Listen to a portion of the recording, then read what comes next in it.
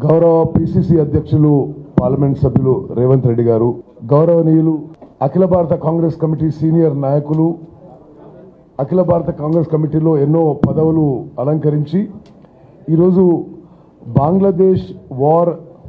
Bangladesh liberation war కమ్మెమరేషన్ committee కన్వీనర్గా సోనియా గాంధీ గారు నియమించిన కెప్టెన్ ప్రవీణ్ డావర్ గారు,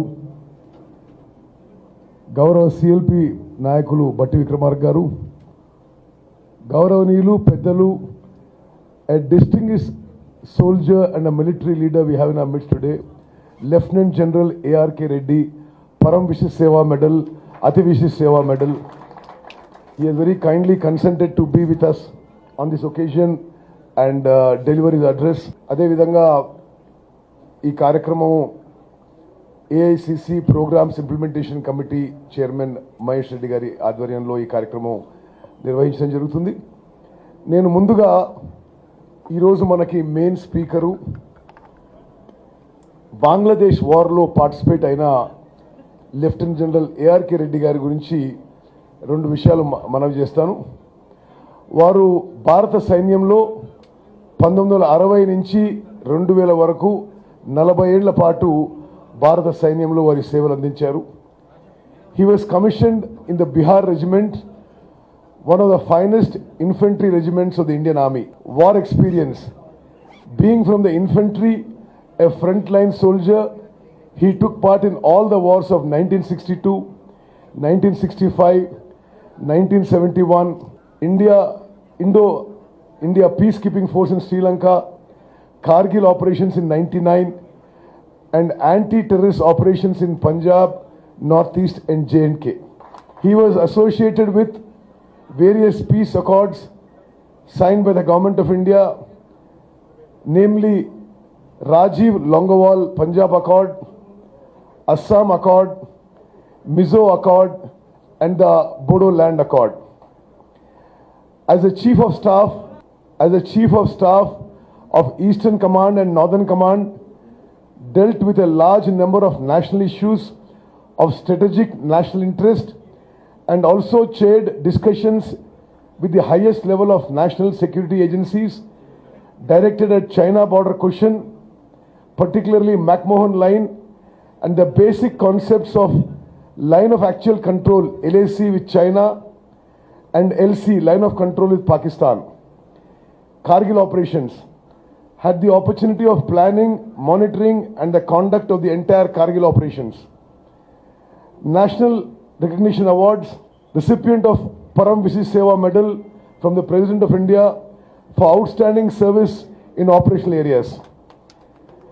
Recipient of Ati Vishish Seva Medal from the President of India for devotion to duty and leadership of an exceptional order. Family background. He comes from an orthodox agricultural family from the area of Prakasham district of Andhra Pradesh. His wife is a qualified teacher and headed a large number of schools and NGO welfare institutions and is a great supporter of the general in accomplishing his duties. Their only son is also serving in the army. Now about Captain Praveen డావర్, most of you know quite well. He has been AICC Secretary in charge of Karnataka, AA Secretary in several states. He was heading the AICC ex-servicemen department for many years, and in this particular role he is going to all the states and holding this function of the Bangladesh Liberation War commemoration celebrations. As a member of the committee, I'd like to say a few words about what is this program today. Mana Gaurava AICC అధ్యక్షురాలు సోనియా గాంధీ గారు, రాహుల్ గాంధీ గారు వారి ఆలోచన ఏంటంటే 1971లో భారత సైన్యం పాకిస్తాన్పై ఒక అద్భుత విజయం సాధించింది. We must let our young people know what a great effort the Indian Armed Forces did in achieving what is one of the most landmark victories in the annals of military history. శ్రీమతి ఇందిరా గాంధీ గారి నాయకత్వంలో భారతదేశం ఒక అద్భుతమైన విజయం సాధించి ఆ రోజు west Pakistan and east పాకిస్తాన్గా ఉన్న మరి పాకిస్తాన్ దేశం మరి ఆ యుద్ధంలో ఓడిపోయి ఈస్ట్ పాకిస్తాన్ 16 డిసెంబర్ 1971 నాడు ఒక ప్రత్యేక దేశంగా ఏర్పడ్డది.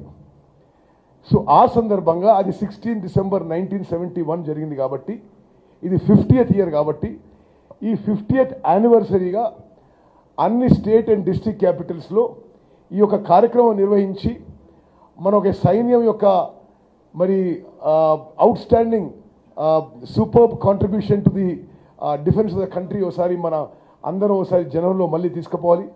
అదేవిధంగా ఏ విధంగా ఇందిరాగాంధీ గారి నాయకత్వంలోని కాంగ్రెస్ ప్రభుత్వం ఆ రోజు ఈ దేశంలో ఈ 75 years of our independent ఇండియాలో achieved what is probably the greatest achievement for India. అది మనం చేస్తూ నేను 2 నిమిషాలు కెప్టెన్ డావర్ గారు జనరల్ రెడ్డి గారు they are experts on the subject. I will just finish off briefly in 2-3 minutes about the war. ఆ రోజు ఒక్కసారి మీకు గుర్తు చేస్తున్నా, 1970లో పాకిస్తాన్లో ఎన్నికలు జరిగినాయి. ఎన్నికలు జరిగితే ఈరోజు బంగ్లాదేశ్, ఆ రోజు ఈస్ట్ పాకిస్తాన్లో షేక్ ముజీబుర్ రెహమాన్ గారి పార్టీ కంబైన్డ్ పాకిస్తాన్లో మెజారిటీ వచ్చింది వాళ్ళకి. కానీ వెస్ట్ పాకిస్తాన్లో ఉన్న వాళ్ళు వీళ్ళకి అంటే ఆ గవర్నమెంట్ హ్యాండ్ ఓవర్ చేయకపోగా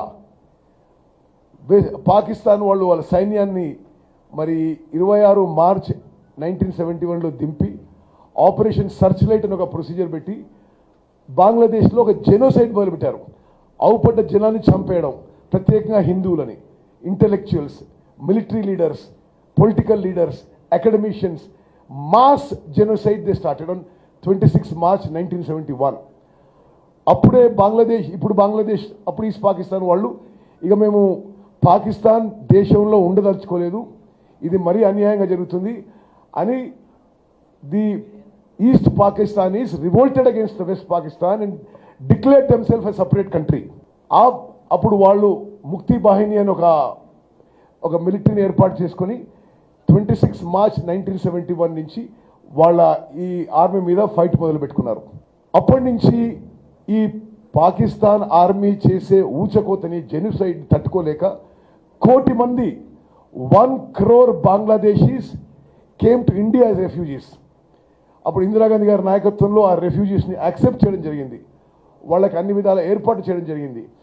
క్రమంగా ఆ ఒత్తిడి పెరుగుతూ భారతదేశం కూడా చాలా ఇంటర్నేషనల్ ఫోరమ్స్లో, యునైటెడ్ నేషన్స్లో ఈ సమస్య గురించి తెలియజేయడం జరిగింది. కానీ పాకిస్తాన్ నుంచి ఎటువంటి చెల్లడం లేదు. జూలై 1971లో ఇండియా బంగ్లాదేశ్ ఒక సపరేట్ దేశంగా గుర్తింపు ఇచ్చేసింది. ఆ తర్వాత ఈ స్ట్రగల్ కొనసాగుతూనే ఉంది. ఆ ముక్తి బాహినిని భారత సైన్యం ట్రైన్ చేయడం జరిగింది. ఇది కొనసాగుతూ ఉంటే డిసెంబర్ 3, 1971 పాకిస్తాన్ మన వెస్టర్న్ ఫ్రంట్లో కూడా 11 ఎయిర్ బేస్లో ఆపరేషన్ చెంగీస్ ఖాన్ అనే పేరుతో ఒక్క రాత్రి మన 11 ఎయిర్ బేసెస్ని బాంబ్ చేయడం జరిగింది. అప్పుడు భారతదేశం ఆ రోజు పాకిస్తాన్పై 2 ఫ్రంట్స్లో సంపూర్ణ యుద్ధం ప్రకటించింది. 3 డిసెంబర్ 1971 కేవలం 13 రోజుల్లోనే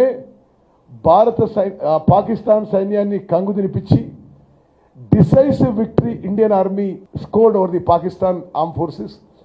16th December 1971 the Pakistan Army under its Eastern Army Commander Lieutenant General Niazi signed surrender document to the Indian Army on 16 December 1971. మేము మీకు సరెండర్ అయిపోతున్నాం అని చెప్పి సరెండర్ అయిపోయి 93,000 మంది పాకిస్తానీ సోల్జర్స్ ఇండియన్ ఆర్మీకి సరెండర్ అయిపోయారు. అది ఢాకా రేస్ కోర్సులో జరిగిన సెరమనీ ప్రపంచం మొత్తం కూడా ఒక అద్భుతమైన ప్రోగ్రామ్గా అభివర్ణించారు. ఆ యుద్ధం తర్వాత ఆ 93,000 మంది పాకిస్తాన్ ప్రిజనర్స్ని భారతదేశం పాకిస్తాన్లో 15,000 స్క్వేర్ కిలోమీటర్లు కూడా ఆక్రమించుకుంది. కానీ భారతదేశం always a peace loving country.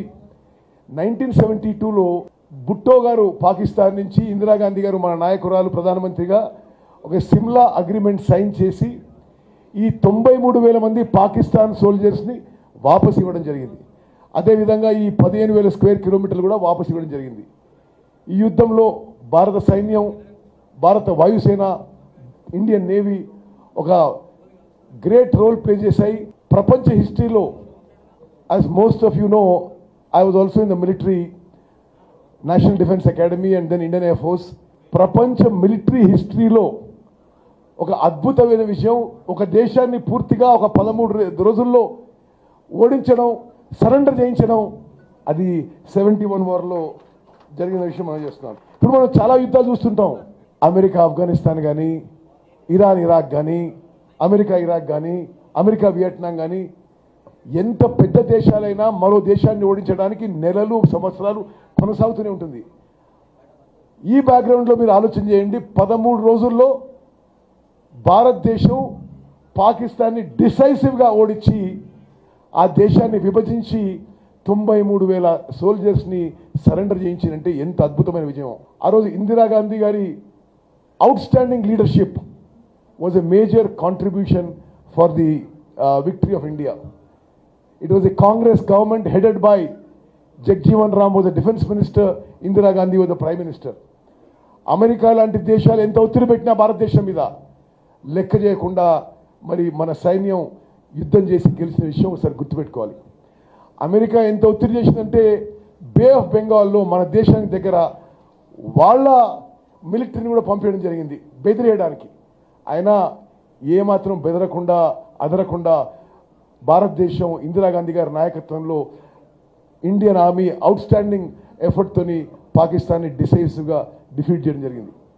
ఈ ఒకేజన్ని సెలబ్రేట్ చేయడానికి, మన పిల్లలకి వాళ్ళ పిల్లలకి తెలియజేయడానికి, ఇది ఎప్పుడు మనం మర్చిపోదనే ఉద్దేశంతో ఈ కార్యక్రమాన్ని మరి మన ప్రియతమ నాయకురాలు సోనియా గాంధీ గారు, రాహుల్ గాంధీ గారు దేశవ్యాప్తంగా ఈ కార్యక్రమం కొనసాగించమని చెప్పి కోరడం జరిగింది.